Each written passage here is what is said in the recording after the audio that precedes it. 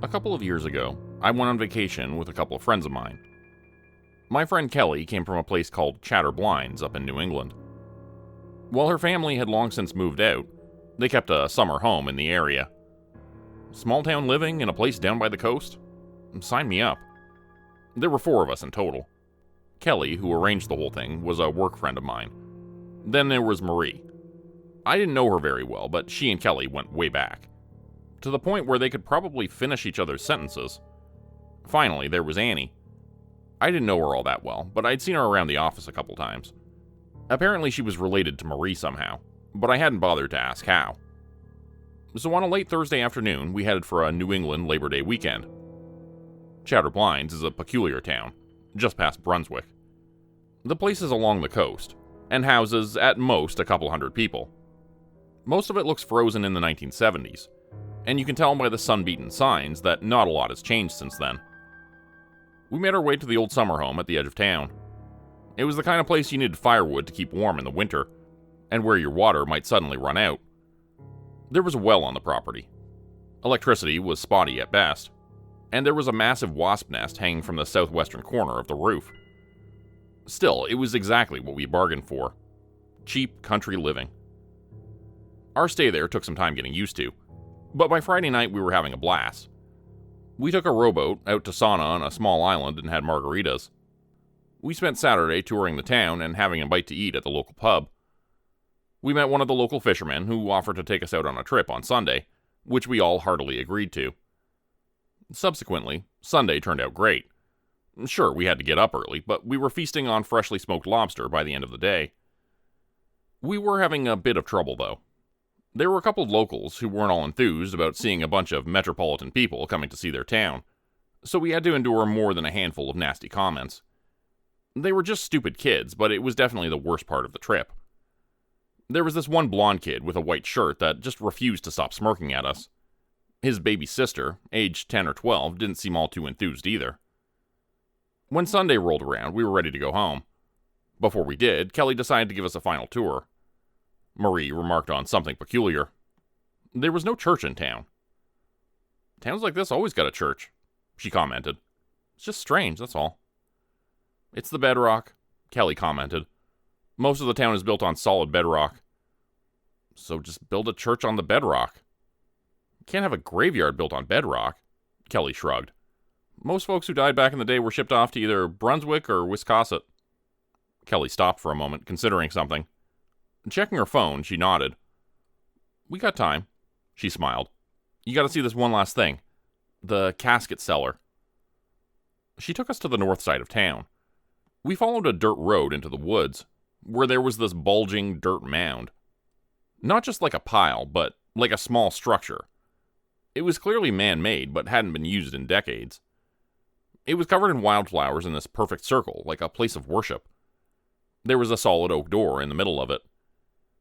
The road was severely overgrown with weeds and fallen trees, showing just how few people went out of their way to see this place.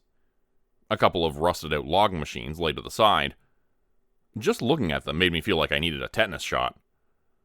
This is one of the few patches of land that isn't just solid rock, Kelly said.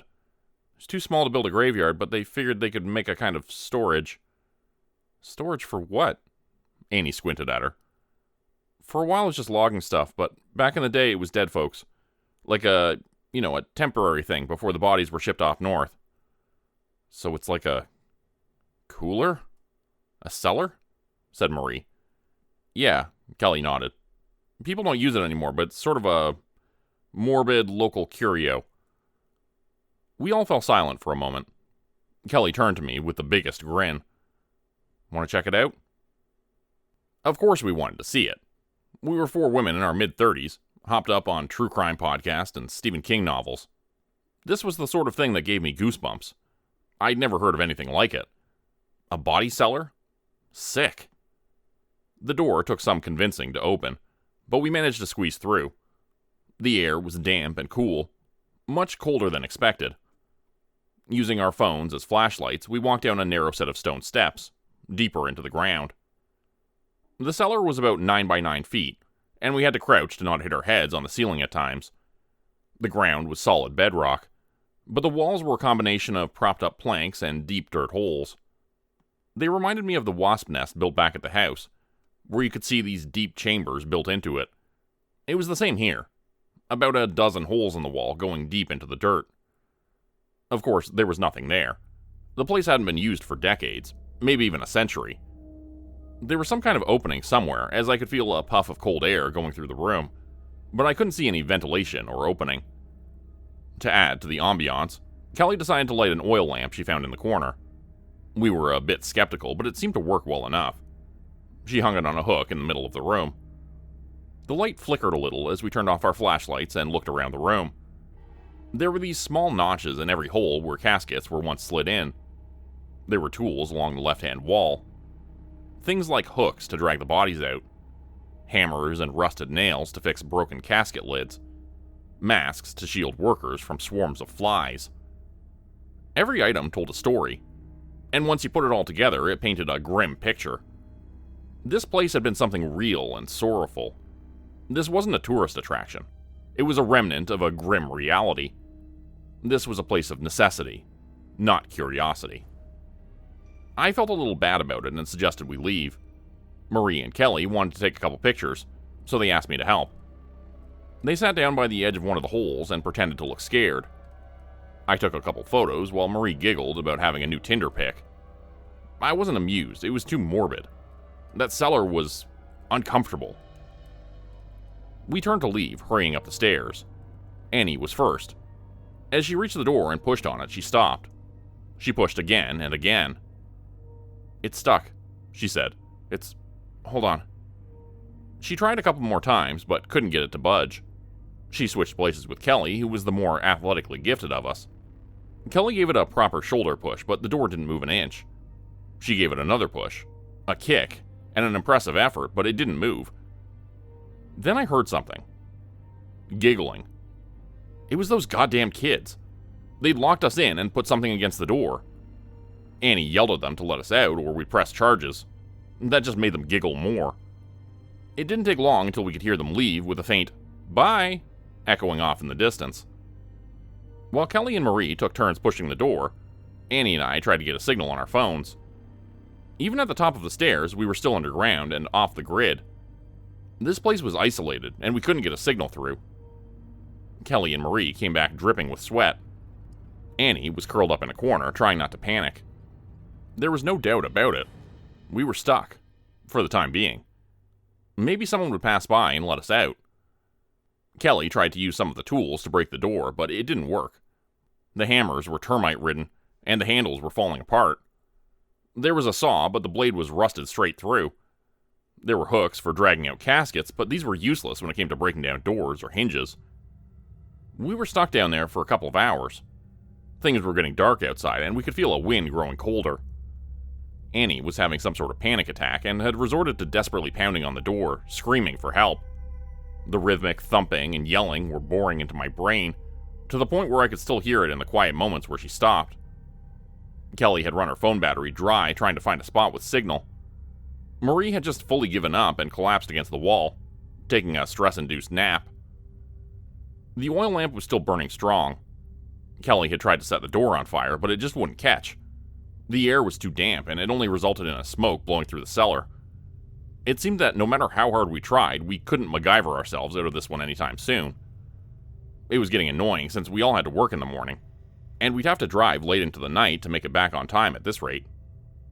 Inevitably, we turned on one another, blaming each other for provoking the locals, for not keeping the door open, for going down there in the first place. Annie went on a long rant about how we all could have gone to Aruba instead, where she had a half-sister who ran a bar. Marie had fully checked out at that point, turning from napping to silently weeping. There was no way we'd be left down there for long. If the kids had found us, others would too. "We just have to make sure we're heard," I said. "That's all we can do." We took turns pounding on the door, calling out for help. Even Marie joined in, although not as energetically as the rest of us. We rationed our water bottles, sharing what little we had between us. It went on and on for hours. Banging on the door, calling for help. Banging on the door, calling for help. Over and over and over. We were lucky that cellar was empty, or that kind of brain-dead monotony would be annoying enough to wake the dead. It got colder a lot quicker as the sun set. There had already been an overcast during the day, so we figured it wouldn't be long until it started to rain. Maybe someone would come looking for us in the morning. The four of us not showing up for work ought to raise a few eyebrows. We huddled together for warmth, watching the light of the oil lamp flicker back and forth. There was a cold chill reaching us, pulling me back from the brink of an exhausted sleep over and over. It must have been close to midnight when I looked up to see Annie standing in the middle of the room, staring down the holes in the wall. She was breathing heavy, as if trying to psych herself up. I squinted at her, trying to get the sleep out of my eyes. "What are you doing?" I whispered, as not to wake the others. "I heard something," she said. "In there." She pointed straight into one of the holes. As she did, an icy wind swept through the cellar, swirling the dirt around and stinging my nose. Marie shuddered in her sleep. "I'm gonna look," said Annie. "Real quick." I got up and stood behind her. She crawled into the hole face first. She could barely move, but I promised to pull her out by her feet if I had to. As she got to the back of the hole, I couldn't see anything but her shoes sticking out. "Anything?" I asked. "No," she sighed. "I think it's just some..." She stopped. Another wind passed through the room, this time a little stronger. The oil lamp swayed and fell off the hook, falling to the ground with a clunk. The flame went out as Marie and Kelly sprung awake. For a moment, everything was deathly quiet. I felt this strange sensation in my chest, something tightening over my ribs like my blood constricting, something poking my heart to provoke it into racing. "Annie?" I whispered. Nothing. I picked the lamp up, lit it, and hung it back up. I could see her feet dangling at the edge of the hole, not moving an inch. Then she moved. A sudden lurch. Her legs motionless, moving further down the hole, as if something was dragging her in, by the head. I grabbed her foot and felt a tug on the other end. A sudden pull and her shoe came off. The hole went deeper than we thought. A lot deeper. Marie and Kelly panicked. Marie rushed up the stairs and resumed banging on the door, while Kelly battled against her instincts to follow Annie into the hole. She poked her head in to look, but couldn't bring herself to go further, instead pulling at her own hair in frustration. I didn't even notice how I'd stumbled backwards toward the opposite end of the room, flattening myself against the wall.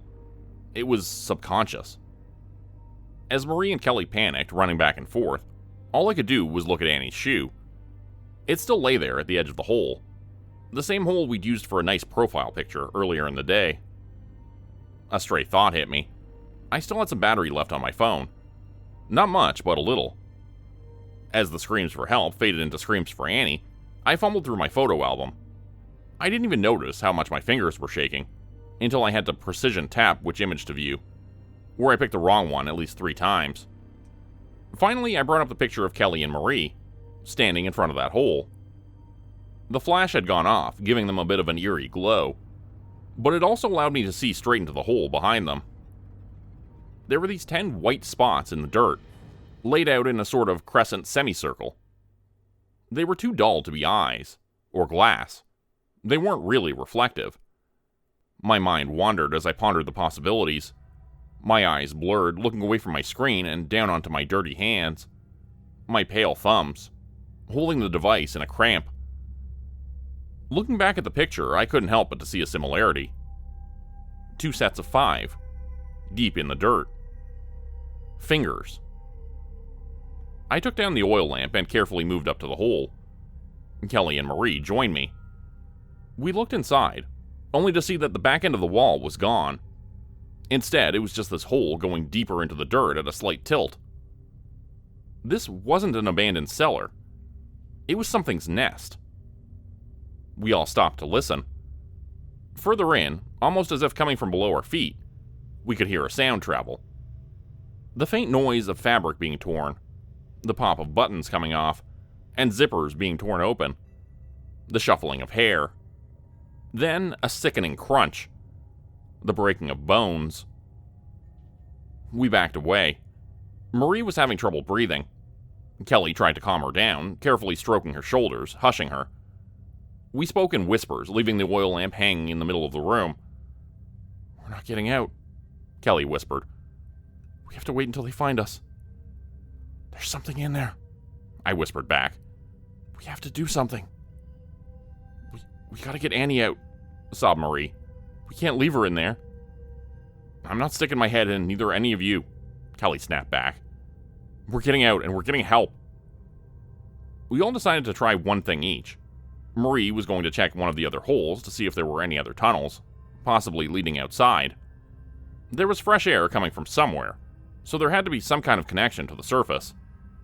Kelly was going to block the hole where Annie had disappeared. We all collected our spare jackets, shoes, and backpacks, stuffing it into the hole along with any tools and debris we could find along the cellar. I was going to try and call for help again. There was a slight gap at the bottom of the door where I could slide the phone through. It might be just enough to get a bar. I used a long sleeve of plastic from a Slim Jim and put it under the phone, so I could drag it back in, carefully. I put the phone down, pressed to call, and slid it out, hoping those extra inches would be enough. It briefly sounded like a call went through, but I couldn't hear anyone picking up.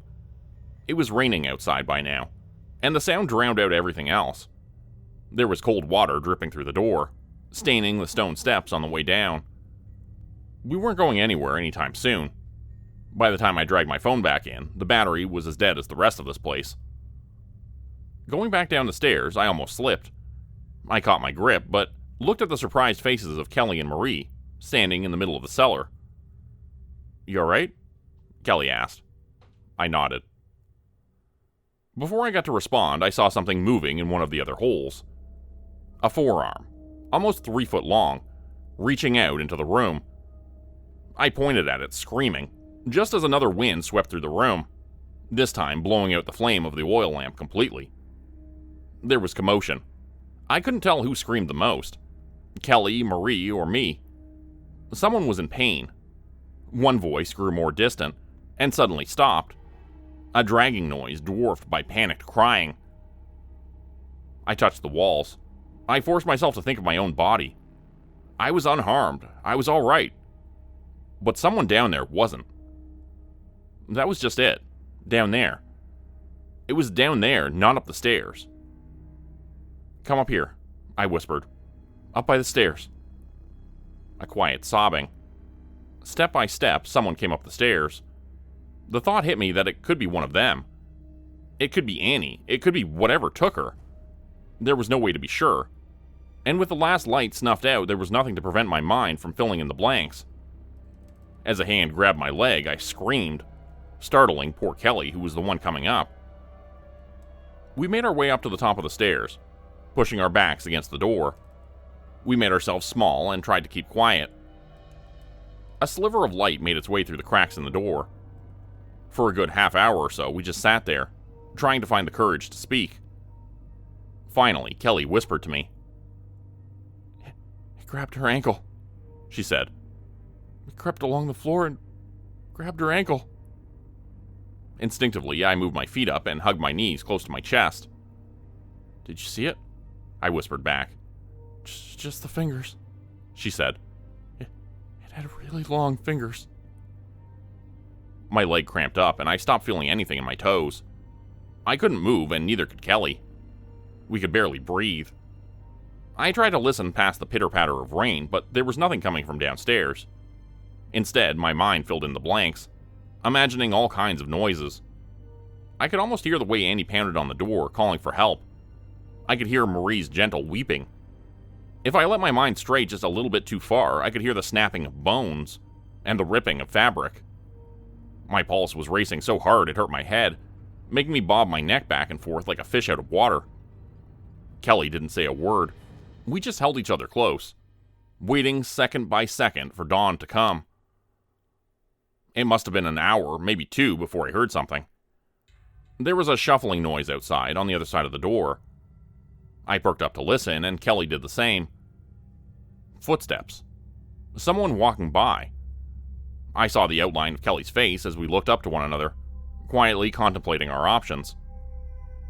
Then, a voice. "Are you still in there?"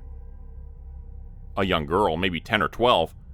We'd seen her run with the local kids. "Yes," Kelly whispered back. "You need to get help. Call the police and you need to open the door." "I can't do that," the girl sighed. "The chipper they put there is real heavy. I can't." "Then you need to go get help," Kelly roared. "Right now." The girl took off immediately. For what purpose, we couldn't tell. Maybe she was going to get help. Maybe she got scared. We didn't know. Either way, she was gone. And shortly after, there was a sound coming from downstairs. A chill wind blowing through the cellar, carrying a strange, musty scent. We tensed up. I held my breath. A light tip-tap of something poking against the stone steps. Then nothing. I looked at Kelly and held her hand. Then she was pulled down. It was quick. She held onto my wrist like her life depended on it, and I slid down 3 steps. I held onto her and pulled, but the force at the other end was too strong. She kicked and screamed like a wounded animal, but nothing seemed to work. Finally, something came loose and she scampered back up the stairs. Pushing ourselves against the door, I could see her foot was bleeding. Her shoe had come off, and at least 2 toes were broken at a strange angle. There were marks along the middle of her foot. Bite marks. And I could see the imprint of human molars on her big toe. We huddled against the door. Kelly's eyes were wide with panic, scratching at the wood until her acrylic nails came off. It didn't take long for it to return. A long, white arm making its way up the stairs. A hand tip-tapping against the stone steps like a spider. And far down into the dark, I could see 3 pairs of eyes reflecting the silver moonlight coming through the door. 6 eyes, parted into sets of 2. We threw our shoes, we kicked, we screamed. It retreated only to try again and again and again. As soon as there was a moment of quiet, it came back, poking and prodding at our readiness. In a moment of silence, Kelly and I just held one another. I eventually came to realize there was a new sound coming from downstairs. It had been there for some time, but we'd been too busy to notice it. A low, rhythmic hum, like a deep cackle. A laugh. It had stopped playing with us. Seconds later, 2 arms shot out of the dark. One grabbing me by the hair, the other grabbing Kelly by the throat. We were immediately pulled down step by step by step. Within seconds, I could feel the floor as we reached the cellar. My hands fumbled for something to grab, only to feel the glass shards of the now broken oil lamp next to me. Grabbing the largest shard I could find, I let it sink into my palm as I stabbed what had grabbed me over and over and over. The moment it let go, I dove for Kelly. I drove the shard into the pale white arm grabbing her, forcing it to let go. A dark blue kind of blood, thicker than jelly, pooled around the edge of the shard as both arms sunk back into the holes. Kelly was barely breathing, struggling to get air past her neck. I grabbed her under her arms and tiptoed my way back up the stairs, only to see those white, pale arms slowly coming back out. I couldn't survive another attack. It'd be our last. I dragged Kelly back up the stairs, hoping against hope that we'd make it somehow.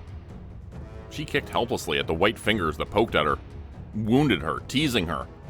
A reminder that it was going to get her next time. Laughter.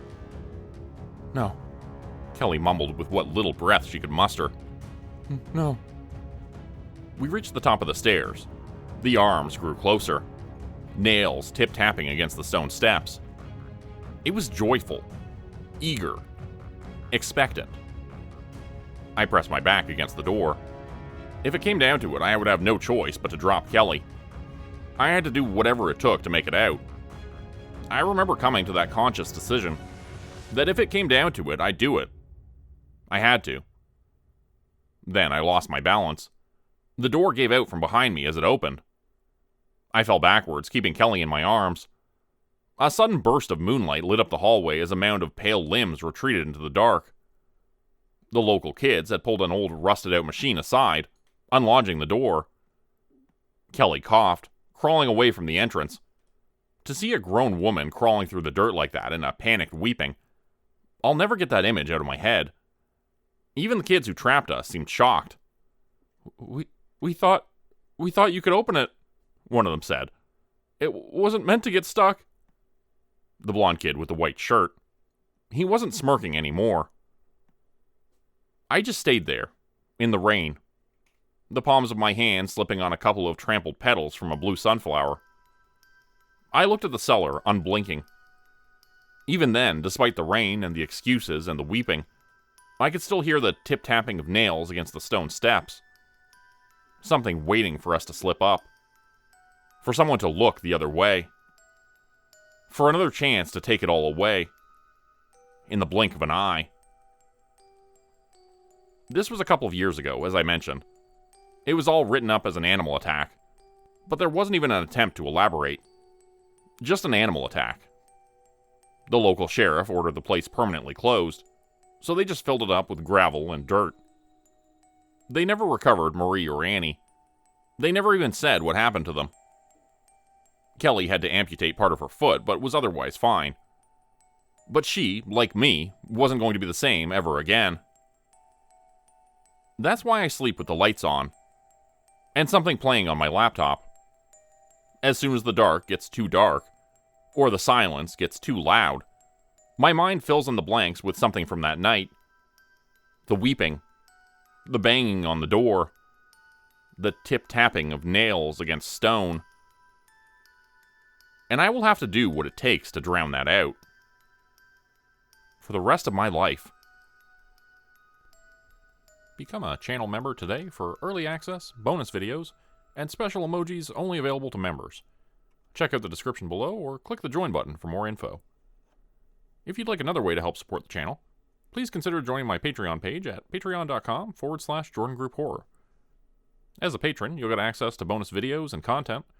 You'll be credited at the end of every video going forward, and if you decide to stay for 3 months, I'll name a character after you, which will be featured in a Hollow's End story. Links to join the Patreon are in the description. Thanks everyone for listening. Please like, subscribe, and comment to help the channel continue to grow.